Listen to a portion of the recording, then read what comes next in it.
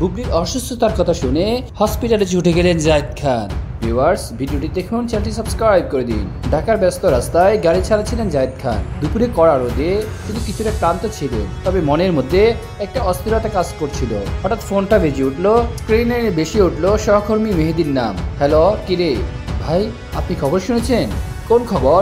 Bubly madam অসুস্থ হয়ে হাসপাতালে ভর্তি হয়েছে। কি? কোন হাসপাতালে? ইউনাইটেড হাসপাতালে। অবস্থা গুরুতর নাকি বুঝতে পারছি না, কিন্তু শোনা যাচ্ছে তিনি কয়েকদিন ধরে অসুস্থ ছিলেন। এক মুহূর্ত দেরি না করে জায়েদ খান গাড়ির গতি বাড়িয়ে দিলেন। ইউনাইটেড হাসপাতালের সামনে এসে গাড়ি থামালেন জায়েদ। দ্রুত কেবিন নম্বর খুঁজতে থাকলেন। কেবিন নম্বর 302 এর সামনে এসে থমকে দাঁড়ালেন। দরজাটা হালকা খোলা ছিল।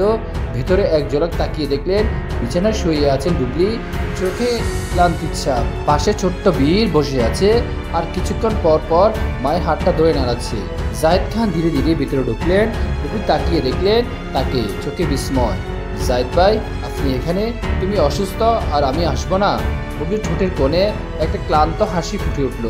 আপনার তো অনেক ব্যস্ততা, ভাবিনি আপনি আসবেন। ব্যস্ততা আছে, কিন্তু বন্ধুত্ব তার চেয়েও বড়। তুমি হঠাৎ এত অসুস্থ হলে কেন? খেয়াল রাখো না নিজের? বুবলি দীর্ঘশ্বাস ফেললেন। ভাই, সব সময় কি সব কিছু খেয়াল রাখা যায়? অনেক কিছু মাথায় থাকে, নিজের কথা ভাবার সময় কোথায়? জায়েদকে একটা চেয়ার টেনে নিলেন। এসব কথা বাদ দাও, ডাক্তার কি বলেছে? ওভার স্ট্রেস, দুর্বলতা, শরীরে পুষ্টির অভাব হয়েছে, রেস্ট নিতে বলেছে। তুমি কিভাবে এত অবহেলা করছো নিজের প্রতি? তোমার জন্য শুধু তুমি নও, বীরও আছে। তুমি নীরব হয়ে গেলেন।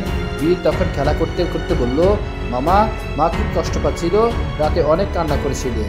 জায়েদ খান একটু নরম হয়ে গেলেন। ছোট্ট ছেলেটার কষ্ট বোঝা যাচ্ছে। কিছুক্ষণ পর দরজার সামনে কাশির শব্দ শোনা গেল। জায়েদ ফিরে তাকালেন। সেখানে দাঁড়িয়ে আছেন শাকিব খানের বাবা মা। জায়েদের চেহারায় কিছুটা অপ্রস্তুত ভাব ফুটে উঠল। রেহানা খান এগিয়ে এসে বললেন, জায়েদ, তুমিও এসেছ? জি আন্টি, খবর পেয়ে ছুটে এলাম। আব্দুর রহমান চেয়ার টেনে বসলেন। ভালো করেছে এসেছ, এই সময় পাশে থাকা জরুরি। রেহানা খান বুবলির কপালে হাত রাখলেন। কেমন লাগছে এখন? আগের চেয়ে একটু ভালো মা। কথোপকথনের মধ্যে বুবলির চোখ চলে গেল শাকিব খানের দিকে।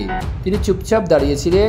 জায়েদ খান কিছুক্ষণ তাকিয়ে থেকে বললেন, শাকিব ভাই, আপনিও এসেছেন? দেখে ভালো লাগলো। শাকিব খান হালকা হাসলেন। এটা তো আসারই জায়গা। এক মুহূর্তের জন্য চারপাশটা নীরব হয়ে গেল। অতীতের জটিলতাগুলো যেন বাতাসে মিলিয়ে যাচ্ছিল। কিছুক্ষণ পর নার্স এসে বলল, রোগীকে বিশ্রাম নিতে হবে, বেশি কথা বলা ঠিক হবে না। শাকিবের মা বললেন, তাহলে আমরা একটু বাইরে যাই, তোমরা বিশ্রাম নাও। জায়েদ খান উঠে দাঁড়ালেন। যাওয়ার আগে বুবলির দিকে তাকিয়ে বললেন, শুধু নিজের জন্য না, বীরের জন্য হলেও নিজের যত্ন নাও, বুঝলে? বুবলি হালকা হাসলেন। ধন্যবাদ ভাই। শাকিব খান পাশে দাঁড়িয়ে শুনছিলেন। হয়তো এই সম্পর্কগুলো জটিল, কিন্তু দিন শেষে মানবিকতার জায়গাটা সবার আগে। ভিউয়ার্স, আপনাদের কি অভিমত তা অবশ্যই কমেন্ট সেকশনে পাঠিয়ে দিন। পরবর্তী আপডেট পেতে আমাদের সাথেই থাকুন, চ্যানেলটি সাবস্ক্রাইব করে দিন। ধন্যবাদ।